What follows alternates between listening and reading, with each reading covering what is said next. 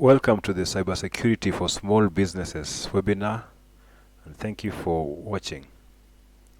Now let's get straight to it. My name is Abraham Gumba. I have a bachelor's degree in Information Sciences, a cybersecurity analyst certificate from IBM, and I'm certified in cybersecurity by the ISC2. Now, what is cybersecurity?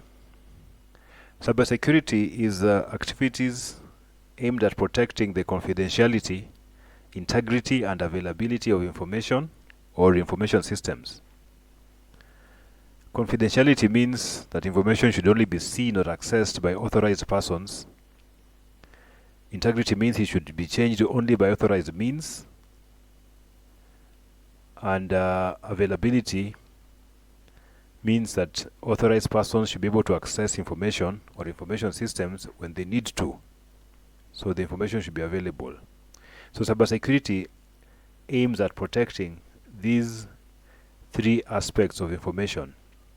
So for example, about a year ago, there were reports, I don't know if they were true, that a man hacked the Kenyan government systems, inserted a record of himself as a member of parliament, and even received a monthly salary. Now, this would be an example. If this actually happened, that would be an example of violating the integrity of the system in which this information is stored. So cybersecurity aims at protecting against such things. Now, a related term is information security. What's the difference between the two? Cybersecurity is about the defense of digital assets such as computers, servers, mobile devices, and so on. While information security includes both digital and non-digital forms of information such as printed documents and even verbal communication. So information security is a wider term, but the more common one is cybersecurity, which is why I called this webinar Cybersecurity for Small Businesses. People tend to associate that more with both activities or groups of activities. So information security includes protecting against loss of money, loss of reputation, and even loss of life, which may happen through the use or misuse of information systems.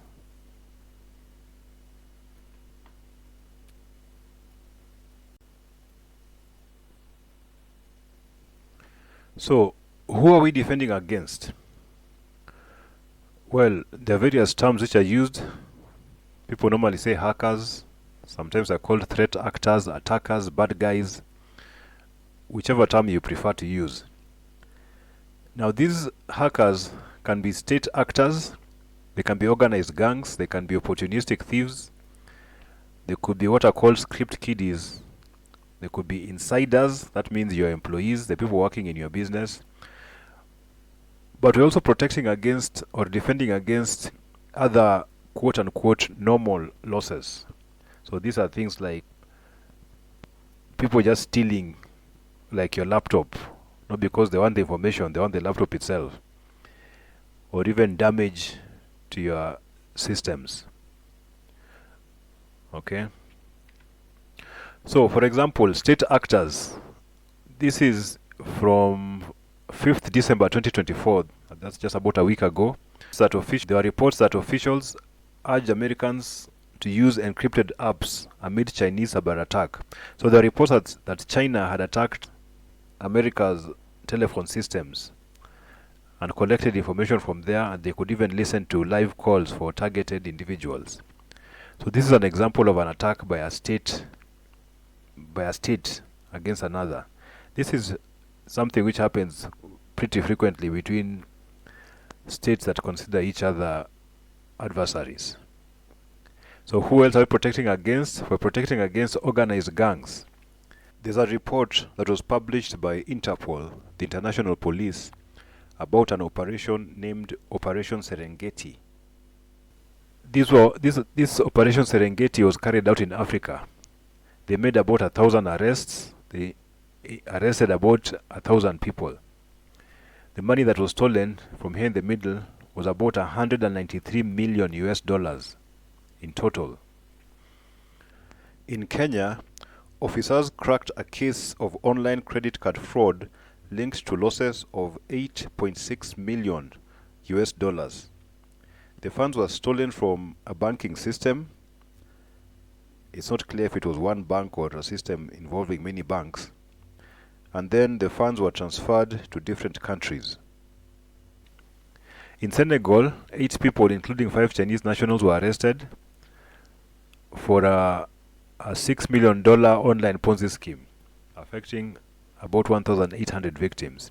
A search of the apartment uncovered over 900 SIM cards. So there are organized gangs out there stealing, well, big money to some of us.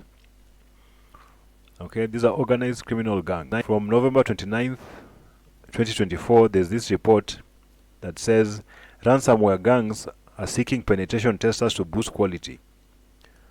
Now, I'll explain in a moment what ransomware is.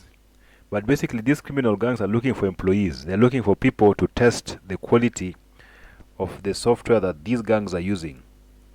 It says here that qualified applicants must be able to test ransomware encryption to find bugs that might enable the defenders to jailbreak the malware. These gangs are so organized that they are hiring employees to test how good the software that the gangs use is. Okay?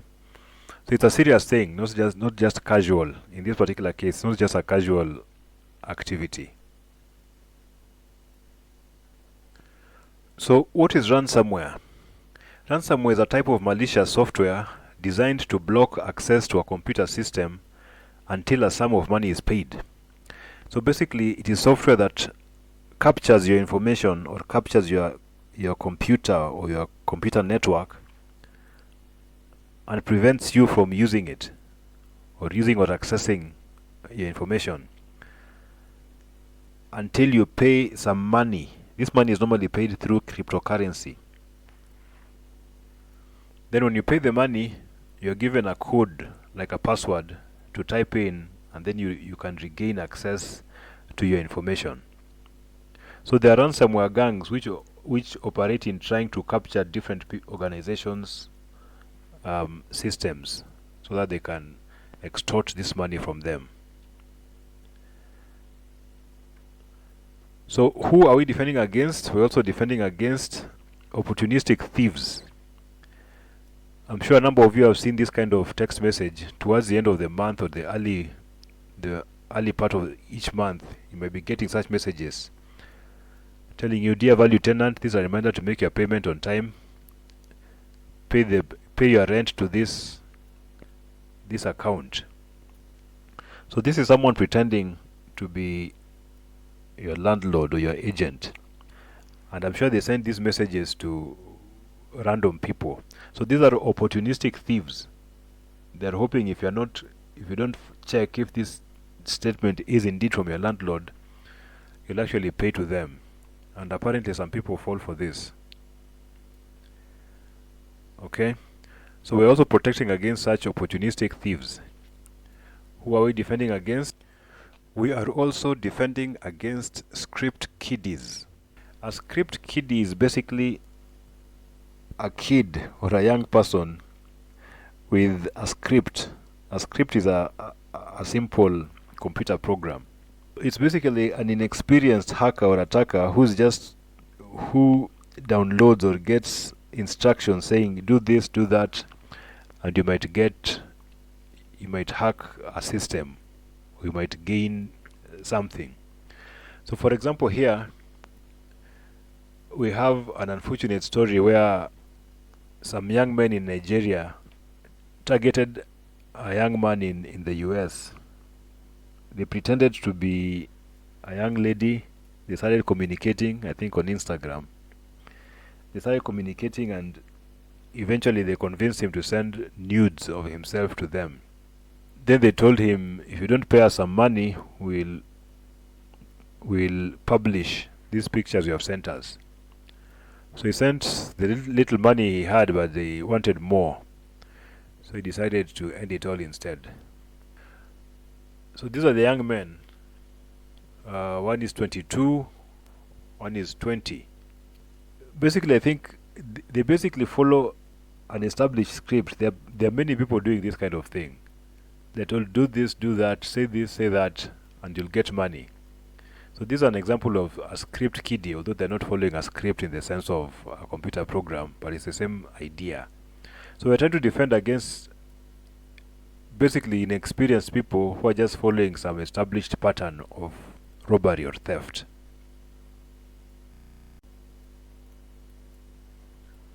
Who else are we defending against? We're defending against insiders, against the employees who work in your business.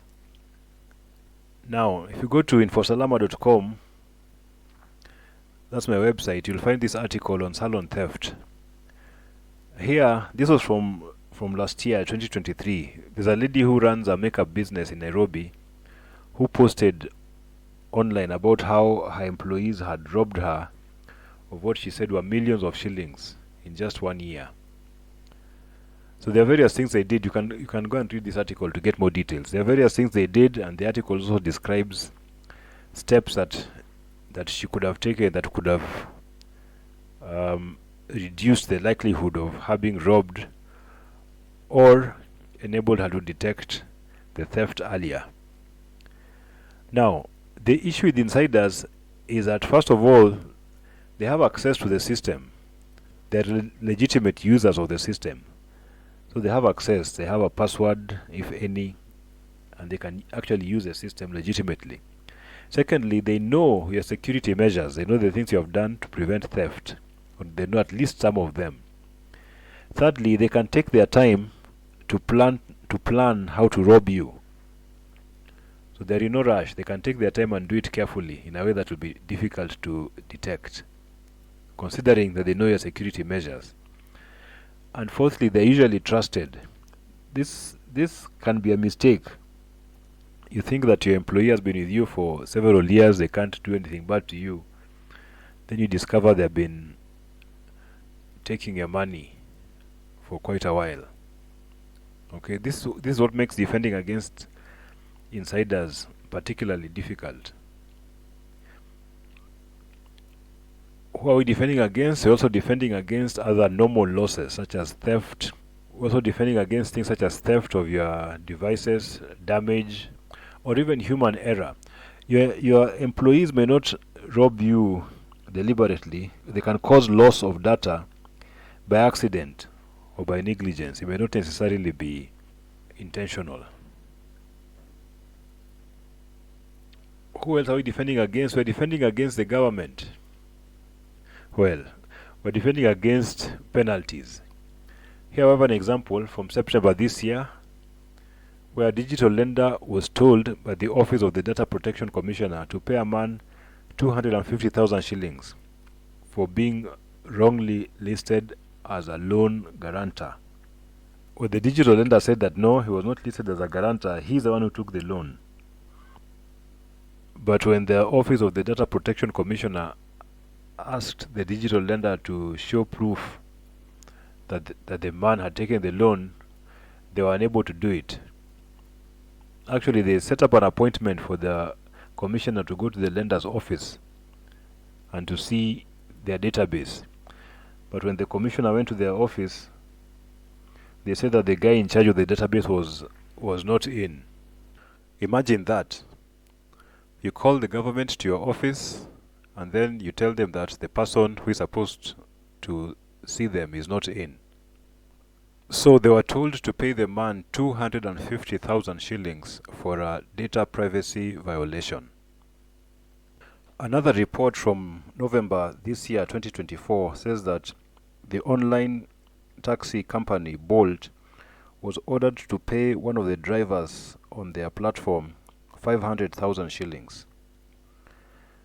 What happened is that driver was locked out of his account. I'm guessing it was because he went against the company's policies in some way, but that's just my guess. So he was denied access to his account. But meanwhile, apparently someone was using his account and driving around and making money. So he complained to the Office of the Data Protection Commissioner, And Bolt was told to pay him 500,000 shillings because they failed to protect his data and allowed someone else to use his account. And they failed to protect his data, and they did not allow him access to his account to to stop the other person from using that account. So we are protecting against data breaches or data loss, so we don't get penalized like the businesses in these two examples. So what steps can we take to protect our data? Number one, back up your data. There's something called the 3-2-1 rule, which means you should have 3 copies of your data, including the original, in 2 formats, and at least one of them should be off-site.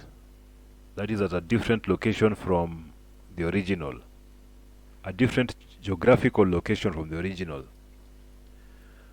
Okay, so you can back up your data, make a copy of your data and put it on an external hard disk, on a USB flash disk, or all of the above. A while back, I think it was last year, someone wrote to Boniface Mwangi complaining that he had parked his car outside a certain hospital and things had been stolen from that car, and he was complaining that the guards who were just there had not protected his property. But our point here is where he says, I lost my bag that had the following: a laptop, 3 hard drives with all my work data, 3 flash drives, a smartwatch, sports watch, etc. My only pain is the data. I can pay whoever stole my goods to just give me my hard drives and keep the electronics. He lost his laptop, he lost 3 hard drives, he lost 3 flash drives.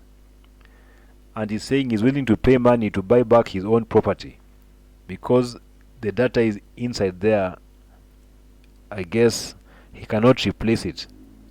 I suspect that these hard drives and these flash drives contained backup copies of his work, and that work was in his laptop. But the problem was that all of these things were together in his car, and all of them were stolen at the same time. So basically he had no backup. This is why one copy of your work should be at a geographically separate location. Geographically separate can simply mean you upload your work to Google Drive, okay, or Dropbox or a similar service. So backing up your data can help you recover from ransomware. If your data is captured by ransomware gangs, you can ignore their message and reinstall your data. It can help you recover from theft, like in this guy's case, or from damage. If your laptop falls, or if your house gets flooded and your laptop and your hard drives drown, then you can get a new device and download your data from the online storage where you had backed it up.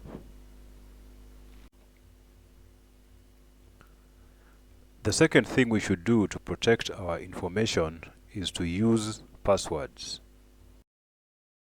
Of course, you're already doing this in a number of things, such as your email, your social media accounts, and so on. Passwords should not be easy to guess. You should use special characters. They should be reasonably long, and they should be unique, meaning you should not use the same password on all places where you log in, because obviously if someone gets one password, it will mean they'll have access to all these different places. They'll be able to log into all these different places. A while back, it used to be recommended that passwords should be changed often, but this is not recommended nowadays. You can change them periodically, but not often, because the obvious reason is that people will start reusing passwords or using the same password in different places if you keep changing it often, because no one is going to keep remembering multiple passwords which are changed every 3 months. Okay, especially if they are going to be not easy to guess, using special characters, long and unique. Now, The issue is that we have too many passwords. For example, you may have one for Facebook, for Gmail, for LinkedIn, for eCitizen, for your website, for PayPal or a similar service, for Jumia, Kilimall, Amazon, for Airbnb, for Coursera, for the university where you're taking your master's or your doctorate, for Netflix. These are already more than 10 passwords. If each password is going to be long and unique and not easy to guess, it starts becoming difficult to maintain these passwords. There are various ways you can work around this. Number one is to use passphrases instead of just passwords. Instead of having random words, you can come up with a system such that, for example, for your email accounts, you come up with a phrase like barua zangu.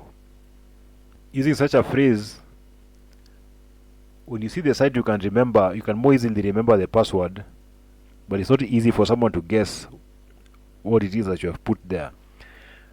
And for us here in Kenya, you can use Kiswahili and or your mother tongue as well, instead of just using a plain English password. This makes it even harder for someone to guess your password or for software to crack your password. There's actually a software that exists that attempts to guess or to crack people's passwords. Remember the organized gangs we talked about earlier on, or even the states that engage in hacking? A third solution, which I personally highly recommend, is to use a password manager to generate and to store your passwords for you. A password manager is software that remembers passwords for you, it fills in login screens for you, and it generates new passwords for you when you need a new password. It also does other things. It allows you to store other information, and it can allow you to securely share a password. Someone else can log into a site without seeing the actual password, and so on. A password manager generates strong passwords for you, which meet the criteria we talked about earlier. That they're not easy to guess, use special characters, are long, unique. So you don't have to worry about all of this anymore. The password manager does all that for you. Normally they are free, at least for the basic functionality of remembering passwords for you and generating passwords. I have used these two password managers and I recommend them: LastPass and Bitwarden. Now of course the password manager has a password itself, a master password. Don't forget that master password. Also, don't forget the password to the email address associated with your account at the password manager, because that's what you'll use to recover your password in case you forget the master password, which you should not forget. So use a password manager. It will remove your password headaches for you. The third thing we should do is to use what is known as multi-factor authentication. What is that? Authentication means confirming that something is indeed what it claims to be. In this case, if you are trying to log into something, authentication is confirming that you are indeed the owner of that account. Okay? A factor is something that contributes to an overall result. So in this case, it means something that contributes to confirming that you are indeed the owner of the account you are trying to log into. So this something can be something that you know, such as a password, something that you have, such as a phone or a phone number, and something that what they say you are, such as your biometrics, your a scan of your eye or your thumbprint or your fingerprint, and so on. Multi means more than one. So multi-factor authentication uses more than one factor to confirm that you are indeed the correct person trying to log in.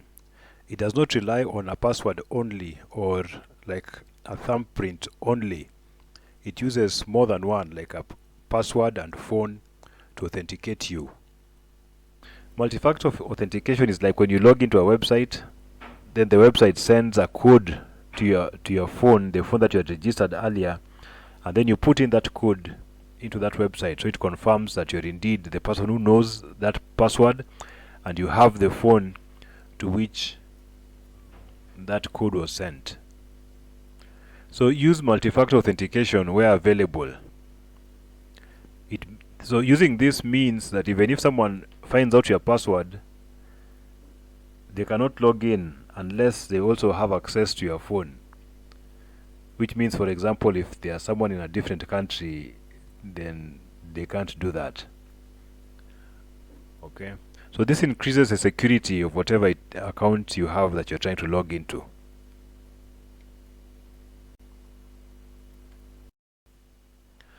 Another step we should take is to tighten the security of our computers and our other devices. For example, we should change the default passwords of our devices. That is, change the passwords that the devices come with.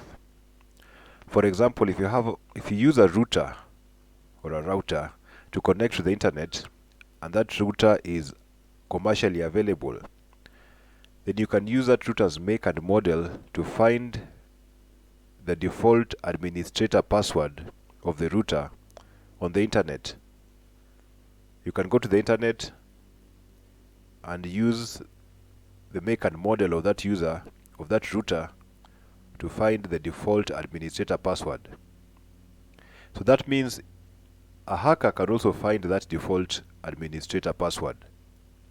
So if the hacker manages to connect to your network, they can use this information to connect as an administrator of your router, and they can change various settings.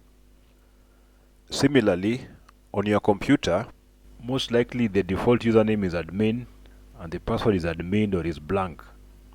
Change that to something else. Second, update the operating system and the applications in your computer. From time to time, if your computer is connected to the internet, you will see messages that there are updates available for your computer. You should install these updates. The reason is that sometimes these updates are just general improvements to the software, but sometimes they contain improvements to the security of your software. That means a potential loophole that an attacker may use to gain access to your computer has been found, and the update seals or removes that loophole. Thirdly, you should have an antivirus. Well, nowadays they're called an anti-malware because it's not just viruses that you're protecting against. Install an antivirus and update it as well. This will help protect your device against known malware. Malware is malicious software. The antivirus will warn you if you are visiting a website that may have malware of some sort. When someone sends you an email with an attachment that may have malware, the antivirus will warn you as well. So install an antivirus. Again, there are free ones available, but if you want more functionality, then you can get the paid version.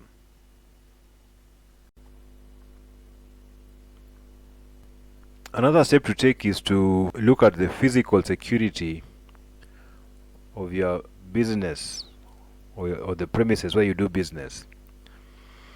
For example, put CCTV so that you can see in real time or even afterwards what is going on at your business premises.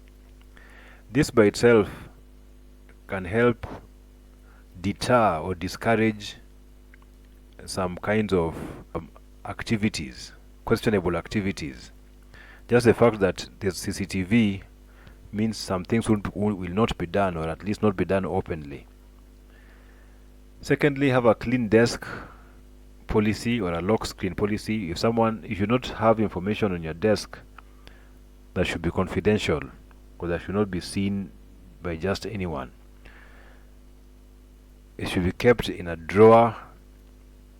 It should be kept in a drawer, basically, preferably locked, but at least in a drawer.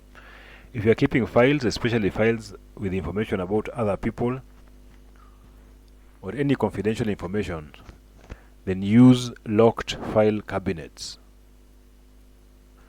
Okay, again, remember, we don't want the Office of the Data Protection Commissioner to impose penalties on us for failing to protect people's information.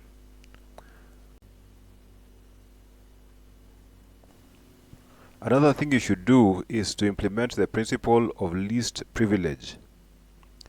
This is a security principle that says that a system should restrict the access privileges of a user or processes acting on behalf of a user to the minimum necessary to accomplish assigned tasks. In other words, each user should have permission to do only what their job needs and nothing more.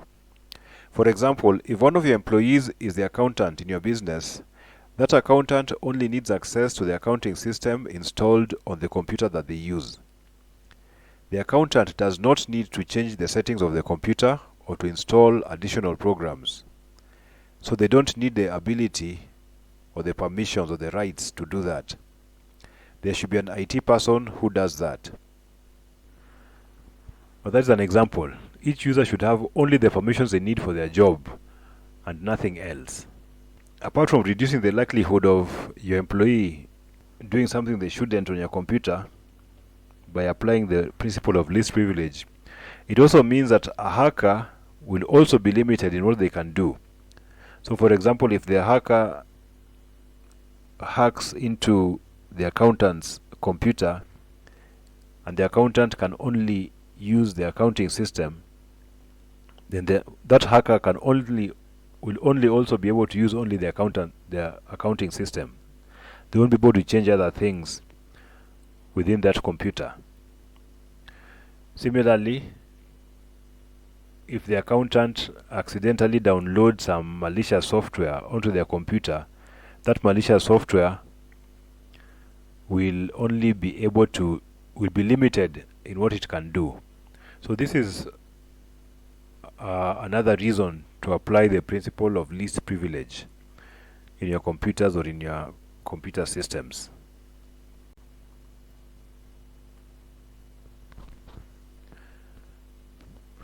Another principle that should be applied in your business is what is known as separation of duties. This is the practice of ensuring that a critical organizational process cannot be undertaken from start to finish by one person alone. So for example, in the example I gave earlier of the makeup business where the employees were robbing the business, a customer would come in and I guess talk to the person applying the makeup. So the person would apply the makeup, and instead of paying to the official mobile money account, the makeup person would say that account is not working. Send the money to my number instead. So the customer would send the money to the makeup person's phone number. Instead of that, there should have been a dedicated person whose work is to collect the money. So the makeup person does the makeup and the cashier collects the money. It would not be possible or permitted for the makeup person to receive the client, render the service and receive payment, and then the client leaves by dealing with only one person. There should be a separate person dealing with each step. This of course makes fraud a bit more difficult, and it also means if money is missing, then the person to be held accountable is a cashier. There's one person who is responsible. That would make the person take their job more seriously. Another key step to protect your information and information systems is to have awareness and to provide awareness to your employees or to your staff. Now, there's something called social engineering. The National Institute of Science and Technology, national here means American, defines social engineering as the act of deceiving an individual into revealing sensitive information, obtaining unauthorized access, or committing fraud by associating with the individual to gain confidence and trust. That's just a fancy way of saying using social interaction to trick someone into doing something. This is normally or always by pretending to be someone that they are not. So, for example, a friend of mine posted this. This is an email apparently from hr.unfpa at selection for shortlisted candidates.org. This email was offering the person a job for which they had not applied, and asking him to send some somewhat confidential information. So this is an example of an attacker pretending to be the UNFPA in order to trick the recipient of the email into providing some personal information. Now, how do you know that this email is not from the UN? Well, first of all, is the fact that he hadn't applied for a job. But secondly, this domain name from which the email comes, selection for shortlisted candidates.org, this is not the UN, this is not a UN domain name. Okay? A Google search would tell you that. But this is a particularly clever trick. These attackers register this domain name so that they can pretend to be writing from whichever company they want. They simply need to create an email address and change this first part here and change it to whichever company they want so that they can pretend to be that company. It was a very clever trick, in my opinion, rather than simply sending from a Gmail address, which would make many people immediately suspicious. Here is another example of social engineering. This is again a fairly common method that hackers use. They say, "Dear user," another friend of mine posted this recently. "Dear user, we regret to inform you that your account will be permanently disabled by Facebook within the next 12 hours. This decision was made because your account clearly violates our community standards. If you believe that your account was incorrectly reported and would like to have it reinstated, please verify your account information using the following link." Then a link there is given, https pages.tempisite.com, and so on. So how do we know that this message is not authentic? Number one is the fact that it says here, "Dear user." Normally an organization like Facebook will address you by name. They have your name in their system, so if they're addressing you, their software will put your name here. Number two is the phrasing of this paragraph here. It is very vague. They're not telling you what you have violated. They're not telling you which post in particular violated their community standards. But the most obvious one, there are also some grammatical and spelling errors here. For example, towards the end here, "This is an automated notification from Meta AI, no response required." This kind of sentence structure, the use of the comma is quite suspect. But the definite one is this link where you're told to click. It says pages.tempisite.com. Now, if this message was from Facebook, it would be saying here facebook.com or maybe meta.com. Because what is Tempisite? That is certainly not a Facebook site. Plus this long random link.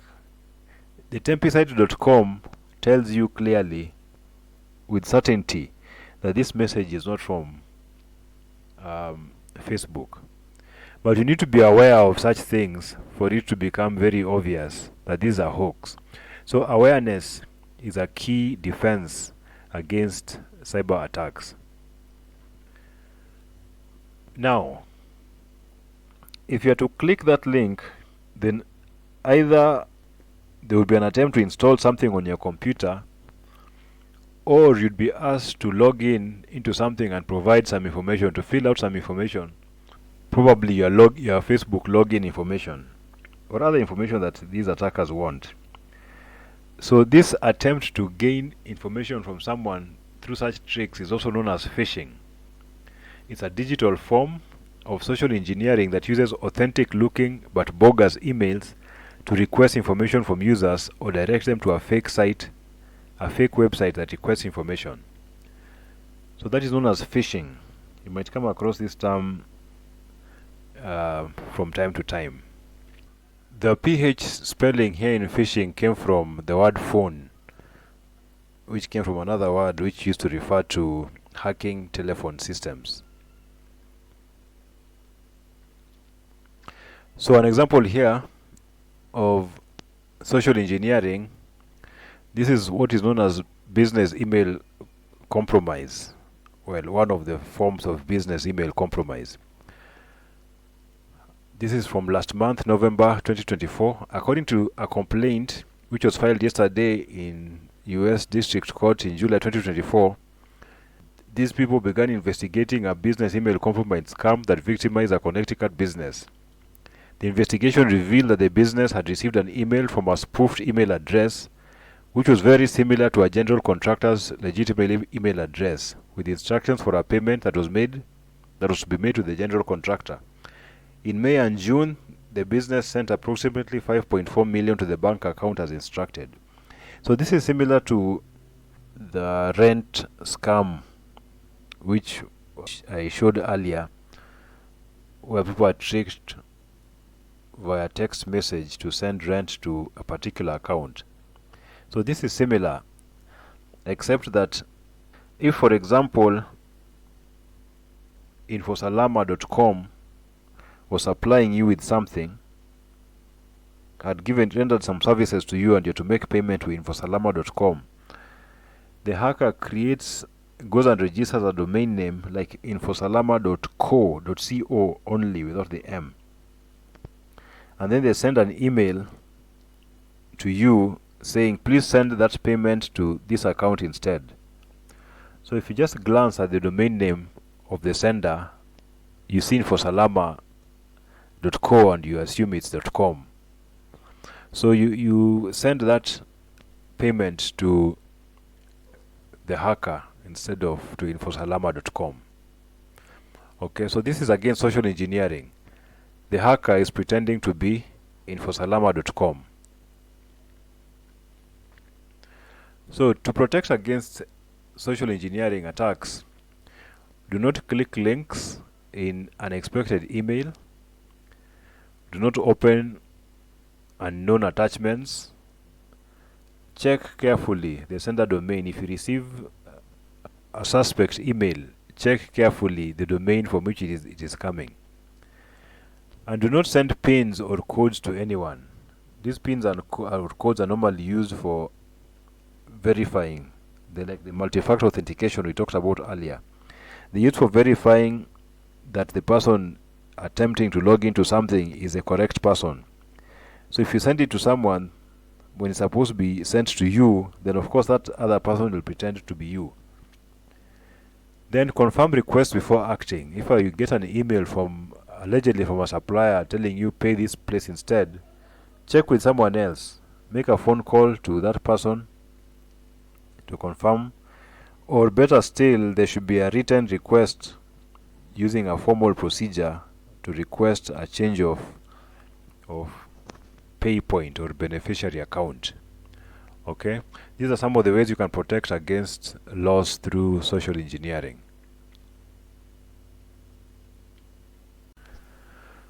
Another step to take is to have information security policies in your business. For example, an acceptable use policy, which would outline things like what your staff can or cannot do with on your office computer, your business computer. Can they go to social media on your business computer? Can they visit any sites they want? This should be outlined in your policy. You should have a policy on passwords, again for business accounts, how long they should be,